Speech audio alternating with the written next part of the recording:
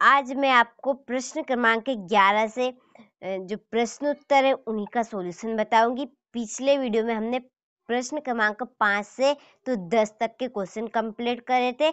अब मैं आपको प्रश्न क्रमांक 11 से पूरे क्वेश्चन बताने वाली हूँ सॉल्यूशन के साथ। तो हमारा लेंस की क्षमता से आप क्या समझते हैं, इसका मात्रक लिखिए। तो देखिए, लेंस की क्षमता बहुत ही सरल तरीके से मैं आपको बताऊंगी। तो देखिए, लेंस है, ये आपकी क्या है, फोकस दूरी है। ये क्या आपकी फोकस दूरी।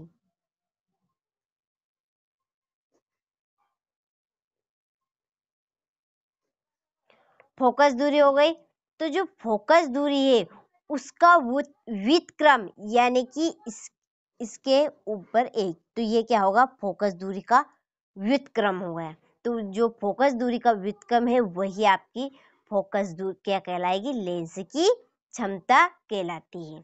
तो देखिए किस प्रकार से हम इसकी परिभाषा करेंगे। तो मीटर में, किसमें, मीटर में नापते हैं लेंस की फोकस दूरी को। किसमें, मीटर में। फोकस दूरी का जो व्युत्क्रम रहेगा वही आपकी लेंस की क्षमता कहलाता है। तो लेंस की क्षमता का आप इस प्रकार से हेडिंग डालिएगा और लिखिएगा कि लेंस मीटर में नापी गई लेंस की क्षमता की फोकस दूरी का व्युत्क्रम लेंस की क्षमता कहलाती है। इसे P से प्रदर्शित करते हैं, यानी कि इसे P से दर्शाते हैं। P बराबर, आप सूत्र के रूप में लिखना चाहते हैं तो लिख सकते हैं। P बराबर है, आप लेंस की क्षमता P है बराबर 1/F, और जो ये फोकस दूरी किस में है, मीटर में नापेंगे हम, तो इसलिए इसमें लिखा है मीटर। इसका एसआई पद्धति मात्रक क्या होगा, डाइऑप्टर। और जो डाइऑप्टर है इसे हम डी से प्रदर्शित करते हैं। किससे करेंगे, डी से, डायोप्टर के, इसके एसआई मात्रक को, और लेंस की क्षमता को पी से करेंगे। देखिए अब हम इसी का अथवा देखते हैं। तो इसका अथवा है कि उस उत्तर दर्पण की फोकस दूरी ज्ञात कीजिए जिसकी वक्रता त्रिज्या 32 सेंटीमीटर है। तो इसमें हमें दो चीज ज्ञात करनी है। देखिए, उन्होंने अपने फोकस दूरी ज्ञात करनी है और वक्रता त्रिज्या दी है, कितनी, 32 सेंटीमीटर। तो इस सवाल को हम सोल्व करते हैं। तो देखिए, पहला रूल ये है सवाल का, जो दिया रखे, जो दिया उसमें प्रश्न में, उसे आपको दिया है करके लिख देना है। तो दिया इस प्रकार से लिखेंगे, उत्तर दर्पण की वक्रता त्रिज्या R बराबर पे हमें दिया है 32 सेंटीमीटर। ज्ञात क्या करना है, हमें फोकस दूरी ज्ञात करनी, और फोकस दूरी बराबर होता है आपका R/2। जो त्रिज्या है वहां व्यास की क्या होती है, आधी होती है। तो ये इस प्रकार का इसका सूत्र बनेगा। तो देखिए, फोकस दूरी हम किससे करेंगे प्रदर्शित, F से, और R हमें दिया रखा है कितना, 32 सेंटीमीटर, तो हम 32 लिख देंगे यहाँ पर। इसके बाद 2 और 2 से काटा है तो कितना आया, 16 आया। तो F बराबर पे कितना, 16 सेंटीमीटर। तो क्या है, उत्तर दर्पण की अभिष्ट फोकस दूरी कितनी बनेगी, 16 सेंटीमीटर। तो यही आपका बहुत सिंपल सा सवाल था। तो अगले क्वेश्चन की ओर हम चलते हैं। गोली दर्पण के वक्रता केंद्र की परिभाषा लिखिए। देखिए, गोली दर्पण की वक्रता केंद्र क्या है। तो आप देखिए, एक दर्पण है कैसा है, गोली। ये दर्पण है, जो इसका अंदर वाला भाग है, क्या है ये, इसका अंदर का। तो दर्पण के जो अंदर वाला खोखला भाग है उसे ही हम गोली दर्पण का वक्रता केंद्र कहेंगे। क्या है ये तो आपका दर्पण है, तो इसका अंदर का खोखला भाग, खोखला भाग को ही हम क्या कहेंगे, गोली दर्पण कहेंगे। तो देख परिभाषा किस प्रकार से बनेगी। देख, गोली दर्पण क्या है, जिस खोखले गोले का भाग होता है उसे ही हम गोली दर्पण का वक्रता केंद्र कहेंगे और इसे हम C से प्रदर्शित करते हैं। अब देखिए इसी का अथवा क्या है कि अवतल दर्पण के को ही दो उपयोग लिखिए। हमें अवतल दर्पण के दो उपयोग बताने। तो कौन कौन से दो उपयोग? बहुत ही सिंपल से, डॉक्टरों द्वारा नाक, कान, गला आदि की जांच करने में, क्या है? डॉक्टरों द्वारा नाक, कान, गला आदि की जांच करने में। इसके बाद है दूसरा पॉइंट, टार्च, सर्च लाइट या वाहनों के लैंपों में परावर्ती के रूप में। दूसरा पॉइंट क्या है कि टार्च, सर्च लाइट, वाहनों के लैंपों में क्या करने वाला? परावर्ती के रूप में। तो स्क्रीनशॉट ले लीजिए। देखिए स्क्रीनशॉट के माध्यम से आप अच्छे से कंप्लीट करिएगा। देखिए अगला क्वेश्चन क्या है हमारा कि विभवांतर किसे कहते हैं, इसका मात्रक लिखिए। तो विभवांतर बहुत ही सिंपल सा है। देखिए विभवांतर क्या है? जो एकांक धनावेश रहेगा उसे हम एक स्थान से क्या करेंगे? दूसरे स्थान तक उसे ले जाने में जो कार्य करना पड़ता है हमें, वही आपका विभवांतर कहलाएगा। देखिए यहाँ पर आप समझ लिए, ये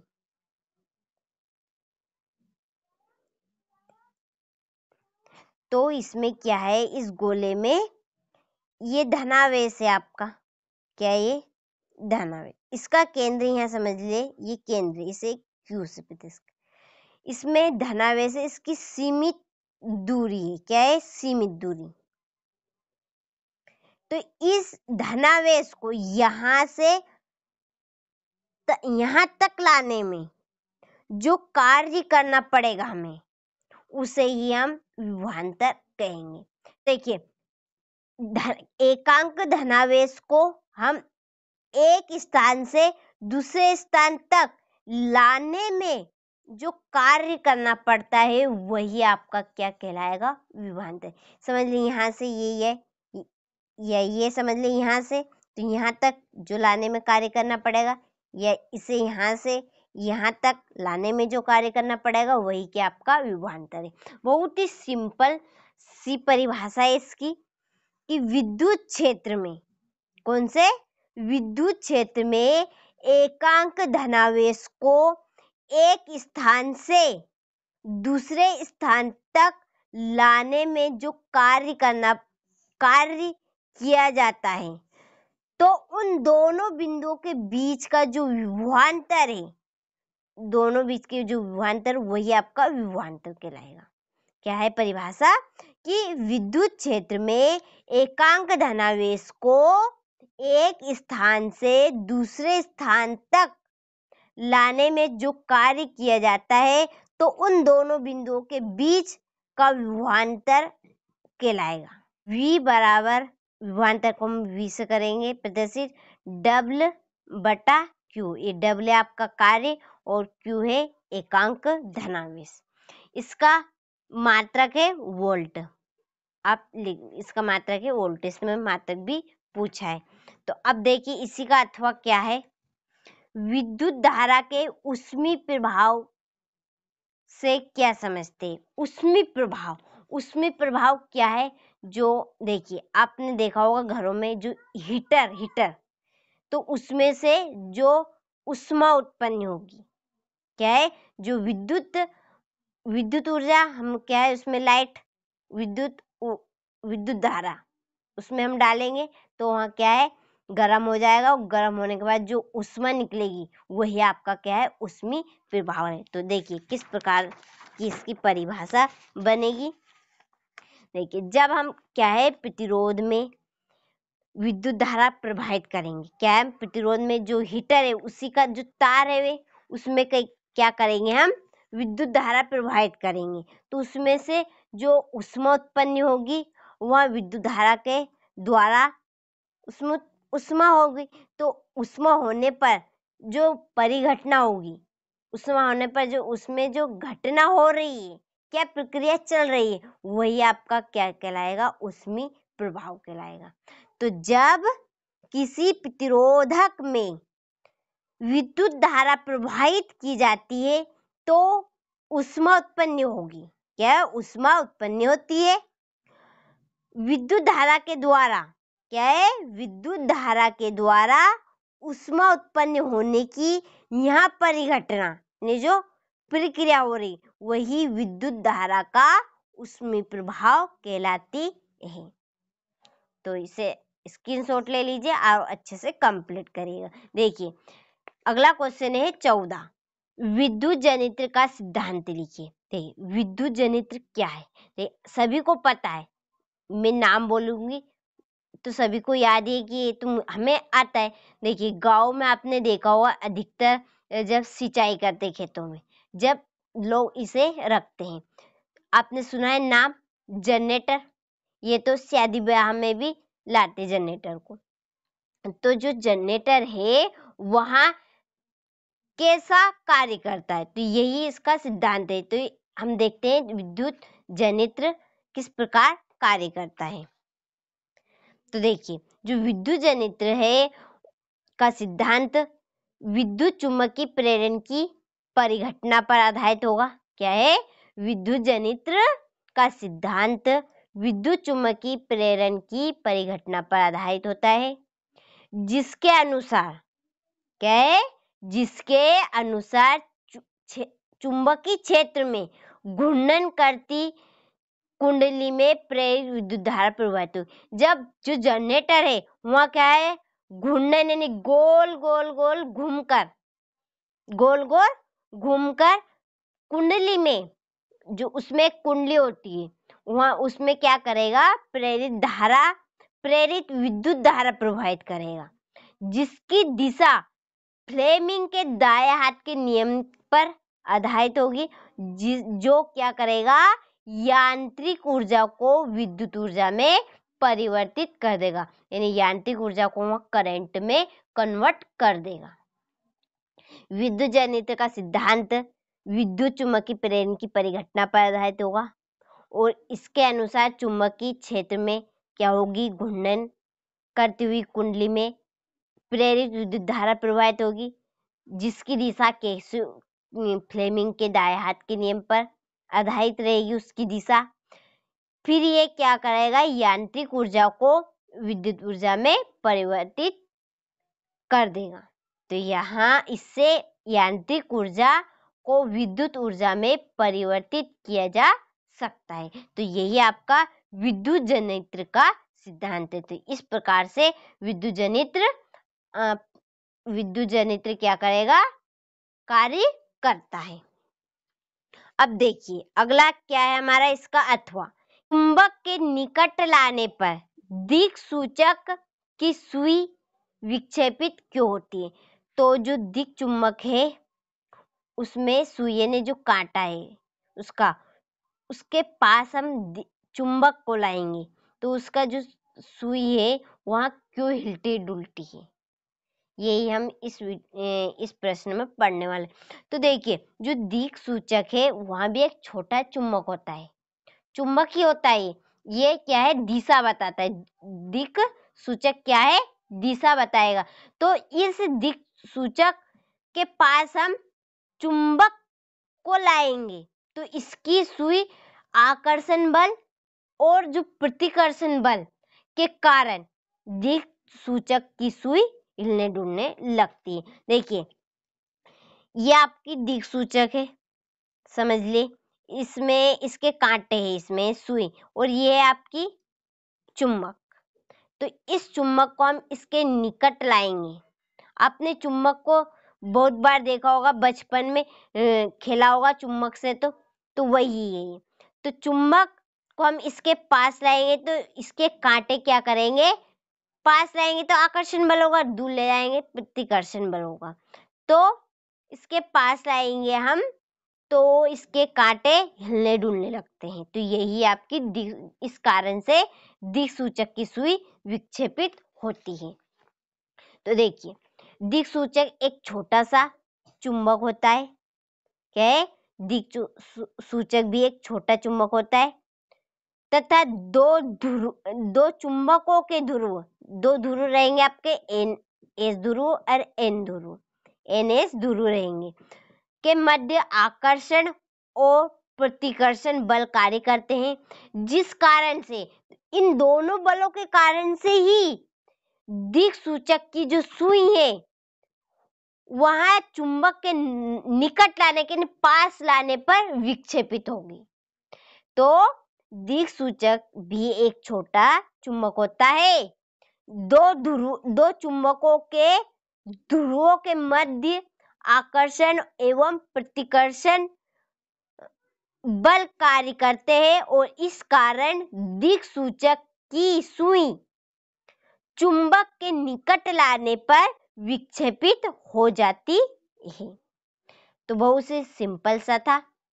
देखिए इसके बाद है आपका प्रश्न क्रमांक 15 कि किसी छड़ चुंबक के चारों ओर चुंबकीय क्षेत्र रेखाएं खींचे। किसके चारों ओर खींचना में? चुंबक, छड़ चुंबक। तो देखिए इस प्रकार की आपकी ये चुंबक रहेगी। देखिए मैं आपको यहाँ पर बता दूं, चुंबक है ये आपकी, ये इस प्रकार से ये इनेंगे एन, इनेंगे एस। इसके चारों ओर हमें क्या करना है? रेखाएं खींचनी है। किस प्रकार की रेखाएं खींचनी है हमें इसके चारों ओर?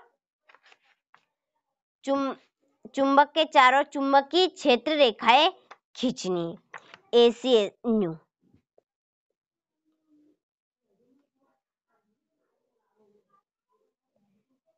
और इस प्रकार से आपको ये लाइन खींची। देखिए आप यहाँ पर देख सकते हैं ये चित्र, ये इस प्रकार से आपको रेखाएं खींच देनी। किस प्रकार की? चुंबकीय क्षेत्र रेखाएं। तो अब हम इसी का अथवा देखते हैं।